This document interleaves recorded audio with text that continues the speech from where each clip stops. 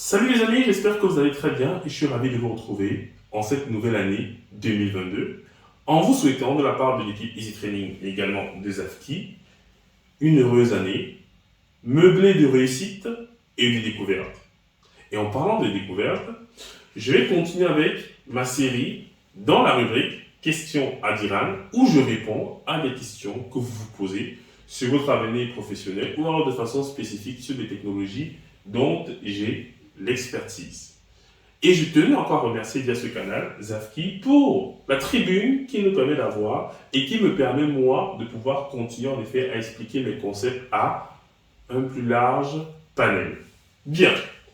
Aujourd'hui nous allons donc répondre à la question: faut-il beaucoup pratiquer Docker avant de passer à Kubernetes? Qui est une question légitime.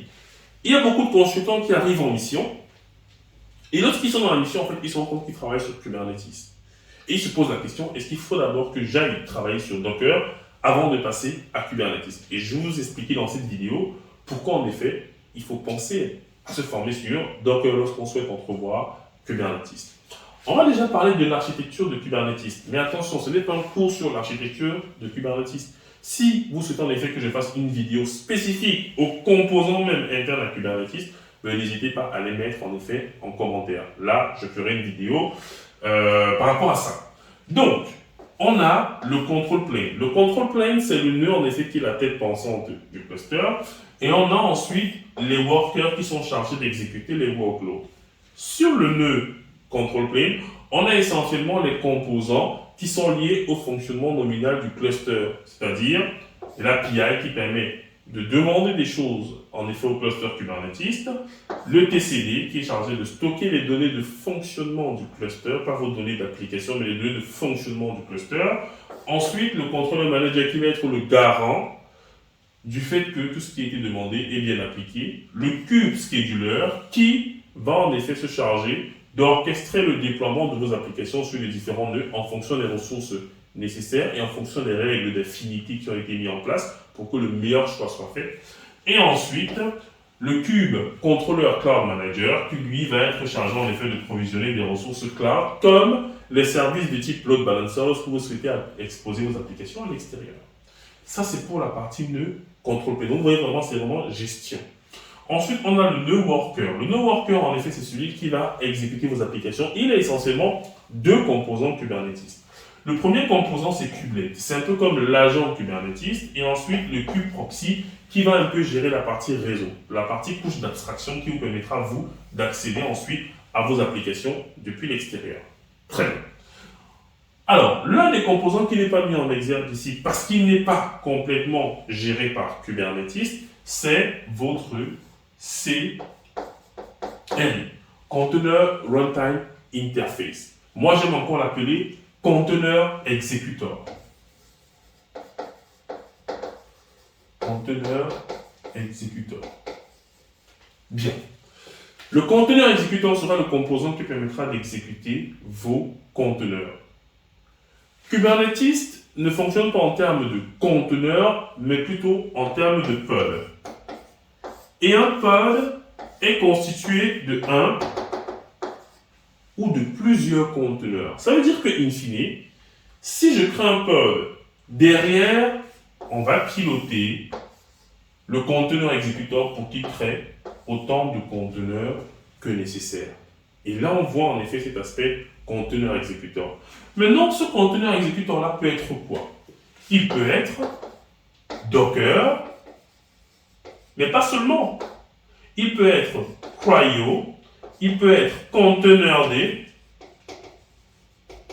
il peut même être Podman, la solution d'exécution de conteneurs de Red Hat. Il y a plusieurs solutions qui sont disponibles. Et vous comprenez donc que si vous déployez par exemple un pod, donc une application sur Kubernetes, en fait, il vous faut d'abord créer le microservice en question. Or, comment est-ce que vous faites pour créer le microservice en question? C'est en utilisant déjà un outil capable de créer des conteneurs, de créer des images Docker. Et là, en effet, il faut absolument connaître Docker. Il faut savoir comment est-ce que l'image, plus ou moins, est fabriquée pour pouvoir la débugger. Parce que, in fine, quand vous allez lancer le pod, Kubernetes va dire, OK, pod créé, donc conteneur théoriquement créé, mais il n'ira pas jusqu'à débugger l'application pour vous parce que ce n'est pas de son ressort. Donc à ce moment-là, vous serez souvent obligé de connaître la notion de gestion de logs, que ce soit avec kubectl logs ou docker logs. Vous serez obligé de connaître plus ou moins les notions réseau, les notions de volume qui nous viennent directement de la notion de conteneur exécuteur. Pourquoi est-ce qu'on parle énormément de Docker? Parce que c'est l'outil le plus célèbre dans la gestion des conteneurs, parce que c'est lui qui a su rendre ou alors mettre à la disposition de tout un chacun la notion de containerisation. C'est lui qui a su vulgariser la notion de containerisation. C'est pour ça que c'est lui le plus célèbre. Mais il y a d'autres solutions qui existent. Donc pour répondre à la question, oui, il faut en effet avoir des bases sur un conteneur exécutant, en l'occurrence celui qui est utilisé par vos entreprises pour pouvoir travailler sereinement dessus. Parce que, il vous faudra débugger vos différents microservices. Et si vous ne savez pas utiliser, donc vous ne pourrez pas débugger ces microservices-là. Et deux, les composants même de Kubernetes sont dorénavant déployés, quand vous utilisez notamment KubeADM, sont déployés sous forme de conteneurs. Ça veut dire qu'il vous faudra également être à même de débugger ces composants liés au fonctionnement de Kubernetes. Donc c'est extrêmement important d'avoir des bases dessus. Et en entreprise, quel est le workflow? Lorsqu'on a notre code, ça peut être du Python ou du Java, on doit d'abord containeriser l'application. Et ce qui est utilisé pour containeriser l'application, c'est Docker. On produit l'image, on pousse l'image sur un Nexus ou un Artifactory, et ensuite on lance par exemple Argo CD, qui va se charger en effet de déployer ce microservice-là sur un cluster Kubernetes. Donc, pour la fabrication et le debug de notre microservice, en effet, il faut avoir les bases sur le conteneur exécuteur, et le plus célèbre, c'est Docker. Donc, si vous intégrez une équipe où ils font du Kubernetes, formez-vous rapidement sur le conteneur exécuteur qui est utilisé. Et moi, je vous conseille Docker parce que globalement, c'est le même fonctionnement un peu partout là. C'est un peu le même fonctionnement parce que tous respectent l'OCI, l'Open Container Initiative. Donc, ça veut dire que c'est plus ou moins une norme que l'ensemble des conteneurs exécuteurs doivent vérifier pour pouvoir être également compatible avec Kubernetes parce que Kubelet va piloter ces différents conteneurs exécuteurs. Donc, formez-vous si vous avez la possibilité de le faire.